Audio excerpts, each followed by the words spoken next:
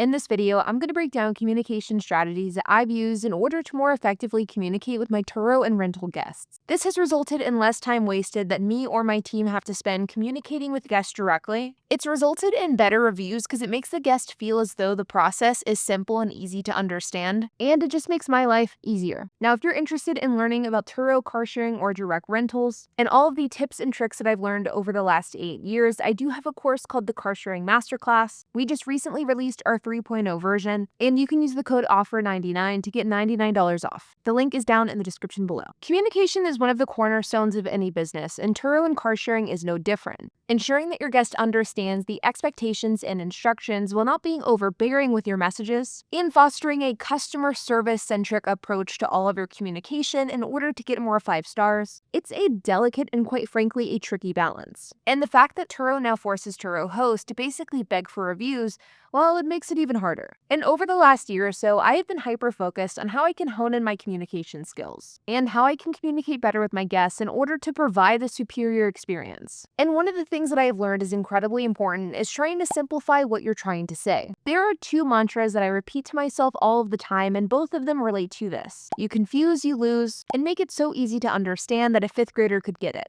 As someone who spends most of my day writing, whether that's writing YouTube videos, writing ads, writing copy, writing communication, this is something that I repeat to myself multiple times per day and have been doing so for the last year or 2. First, let's talk about the idea of if you confuse, you lose. This is a very simple concept. Simply don't confuse who you're speaking to. But in execution, it can be a bit harder than it seems because as someone who is in your business day in and day out, you know your business and you know your process. It's easy for you, and in many cases, it may even be second nature. But the reality is, if somebody finds something confusing, they're going to give up, they're going to stop reading, and they're either going to move on and buy something else or not buy your product, or they're going to pick up their phone and call you directly, wasting your time, which means that in all of these scenarios, you lose. In the same line of thinking is to think about what a 5th grader would understand, and keeping that in mind with every single thing that you do or write when it comes to communication. If you were to hand your communication or writing to a 5th grader,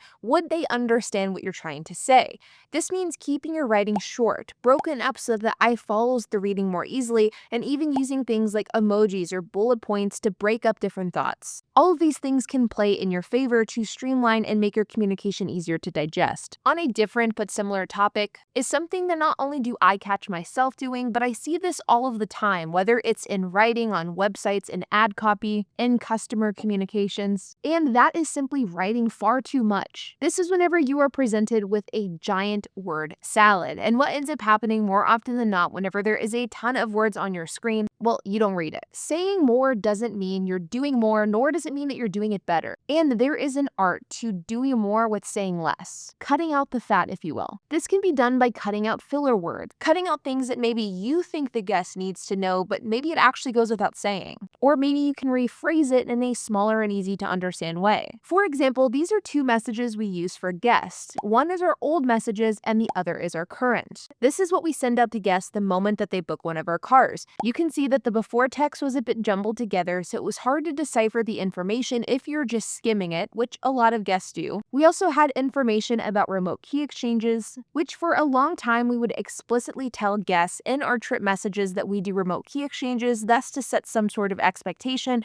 But after doing this for many years, I came to the realization that maybe we actually don't have to let guests know via the trip messages, and we are instead just providing them with too much information. So we took it out, we also trimmed back a bit of our communication, and this was the end result. Now, emojis may not be your style, but by cutting out information that the guest really didn't need to know, by cutting out filler words and adding emojis to break it up, we've noticed guests are reading the information much more frequently. And as I said, if emojis aren't your thing, you could also do things like bullet points. The point is, you want to keep the information that you're giving short and concise, broken up so that it's not one giant paragraph, and easy to understand. You need to assume that the guest knows nothing. In fact, a good rule of thumb is don't assume anything. Another major factor in your Turo communication is the cadence of that communication. So when are you sending out messages to the guests? What are they saying and at what schedule? For my fleet, we have our scheduled messages as follows. We send out an initial message at the booking, an ID reminder 2 hours before the trip starts, a lockbox code 45 minutes before the trip starts, an extension reminder 3/4 of the way through the trip with return instructions, a review request message 30 minutes before the trip ends, and then 2 additional review requests 24 and 72 hours after the trip ends. This is what we are currently using with our fleet, and we have found that it works pretty well. Now, I'm not telling you that you should use this cadence of messages, and I'm also not telling you what you should explicitly say in your messages, because the truth is it's going to be different depending on each and every fleet and the specific instructions for your fleet.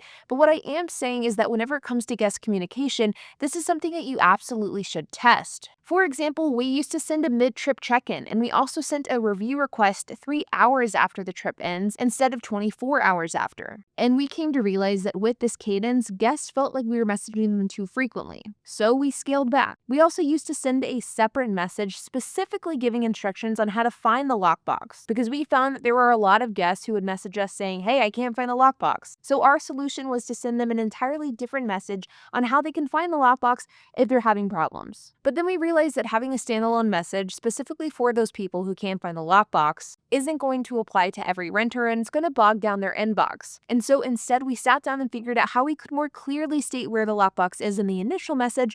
That way, there would be no need for the separate message at all. The key when it comes to messages isn't quantity, it's quality. You want to make sure that the guest is feeling informed, but you also want to make sure that the guest isn't feeling annoyed or overwhelmed. On this same note is trying to figure out what FAQs people are frequently asking. If you're a Turo host, you have no doubt received the same questions over and over and over again.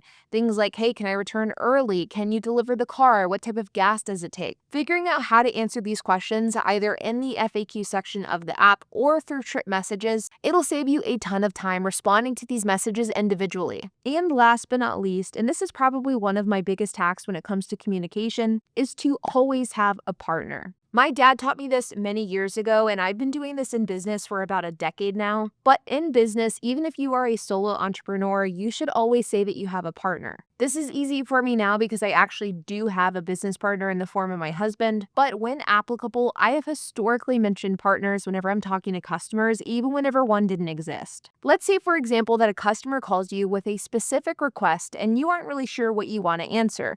Well, at that point in time, you can respond something to the effect of, "Oh, well, let me talk to my partner and I'll get back to you." If a customer calls and complains, you can make them feel heard and like something is really being done about their complaint by saying something to the effect of, "I'm sorry to hear this. Let me talk with my partner to see how we can remedy the situation." At the very least, a partner takes away the sole responsibility of making decisions from you and puts it onto multiple people. You can make the partner the bad guy. You can use them as a way to give yourself some breathing room if you want to think about a specific decision. And sometimes it can even just add extra validity as well. I think a lot of people correlate having a partner to some sort of more legitimacy with a business compared to ones that don't. And it also puts you in a position to where you can always frame yourself as the good guy. This has helped us more times than we can count and has on a number of occasions kept us in the good graces of our customers. Like always, you guys, I hope that you enjoyed this video. If you have any questions, comments, if you have anything to add, I would love to hear it. So make sure to leave a comment down below. And while you guys are at it, make sure to hit the like button, hit that subscribe button, and hit the notification bell. And I will see you guys in the next video.